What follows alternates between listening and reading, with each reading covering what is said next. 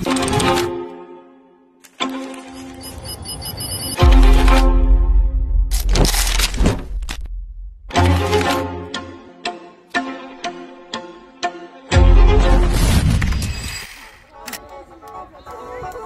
Fuarı'na hoş geldiniz. Bugün geleceğin mucitleri sahnede.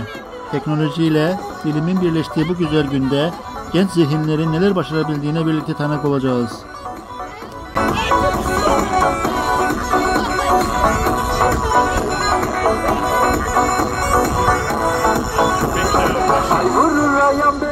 Geldim kapına yayan, sen değil misin beni hapı hallara koyan? Haydi dünyaya geldim, sana sevdaya geldim.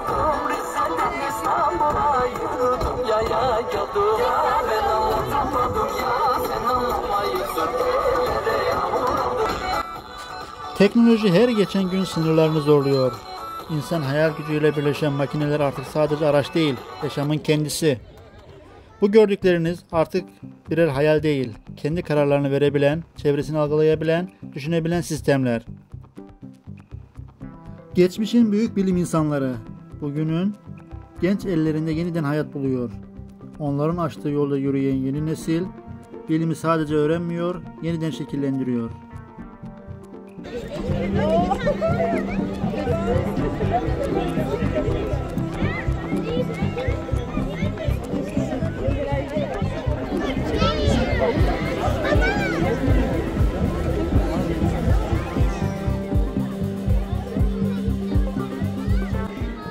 Bu devrimin arkasında yıllarını bilime adayan zihinler var.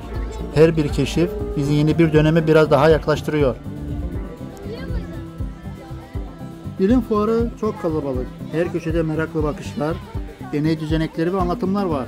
Bu fuar sadece bir sergi değil, bilime duyulan heyecanın kalp atışları gibi.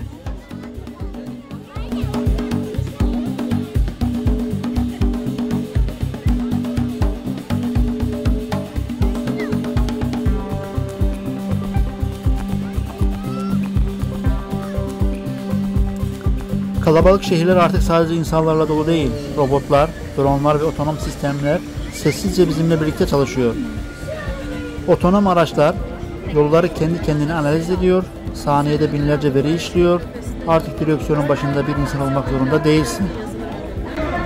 İnsansız bir taksi hocam. Belli bir noktaya gidip yolcuyu alıp belli bir noktaya bırakabilir. Tamamen otonom bir şekilde yapay zeka entegreli. Kamerası var, lideri var. Bunu da engel tespit edebiliyor. Şerit takibi yapıyor hocam. Park edebiliyor. Duraktan yolcu alıp tekrar duraktan çıkıyor. Yolcu arkada mı? Yani o tasarlanma amacı bu ama evet yolcu genelde koltuğa. Öyle düşünüyoruz.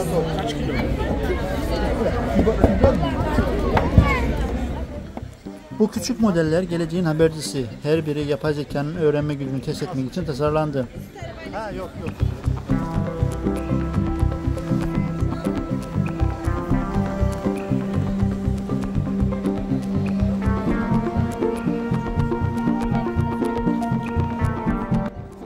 İşte geleceğin mühendisleri.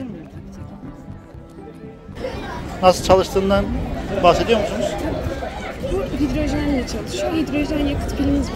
Evet. Hidrojeni elektrik enerjisine dönüştürüyor. Daha sonra elektrik enerjisiyle çalışmaya başlıyor. Orada motorumuz var. Elektrik enerjisini çıkartıyor, motorla mekanik enerjiye çeviriyor aslında. Böyle çalışıyor. Bunların bütün sistemlerini biz kendimiz tasarlıyoruz öğrenciler. Atölyemiz var, atölyemizde üretiyoruz. Kabuğuna kadar her şeyi biraz daha yatarak ayakları bu ön tarafa kadar uzanıyor sürücü. yurt dışında yer. Bu da biraz ön tarafında şöyle oluyor. Shell'in düzenlediği Shell Maraton yarışları var. Bir yıl Fransa'da, bir yıl Polonya'da yarıştı. Bu yıl da devam edecek. Bu insansız araçlar, sensörler ve yazılım sayesinde kendi yollarını bulabiliyor. Basit görünen bu düzeneklerin arkasında büyük bir fikir var. Teknoloji, insanın hayal gücü kadar özgürdür. Bir grup yazılım geliştiriyor, diğeri veri topluyor, kimisi enerji verimliliği üzerinde çalışıyor. Her biri bilimin başka bir kapısını aralıyor. Ama asıl soru şu, bu sistemler bir gün bizim gibi düşünebilir mi? Ya da daha da ötesi, bizden daha bilinçli hale gelebilirler mi? Toplum bu dönüşüme hazırlanıyor. İş dünyasından eğitime, Tıptan savunmaya kadar her alanda yeni bir çağ başlıyor. Uçan araçlar artık bilim kurgu değil, kendi rotalarını çizebilen, enerji tasarruflu, çevreyle uyumlu sistemler geliştiriyor. Veri, geleceğin yakıtı, milyarlarca sensör, saniyede sayısız bilgi topluyor ve her biri bir sonraki adımı daha da akıllı hale getiriyor.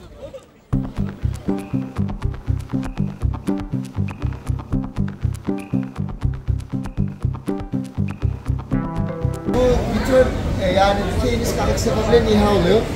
Drone gibi bir tane quadcopter modu var yani. Quad demek 4 motorlardan geliyor. Evet. O modu aldığınız zaman İHA kalkış yapıyor, dikey drone gibi. Sonra belirli hangi irtifada olması istiyorsunuz. Atıyorum 20 metre dediniz, 20 metre ulaştı, havada duruyor, motorlar çalışmaya devam ediyor. Sonra siz onu RC moduna alıyorsunuz. Sonra arkadaki motor çalışmaya devam başlıyor ama yukarıdaki motorlar devam ediyor hala, hiç kapanmıyor. Ondan sonra 72 km/saat hıza ulaştığı zaman havadakiler, yani şu 4 motor duruyor, arkadaki yine devam ediyor.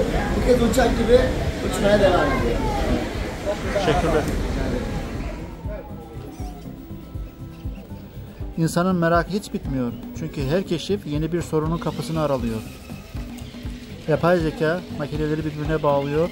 Artık arabalar, uçaklar ve robotlar tek bir sistem gibi hareket ediyor. Ama bu hikaye burada bitmiyor.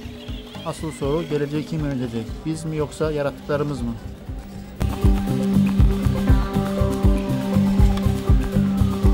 Bu sadece başlangıç. Parkiz'de görüşmek üzere. Beğenmeyi, abone olmayı, yorum yapmayı unutmayın.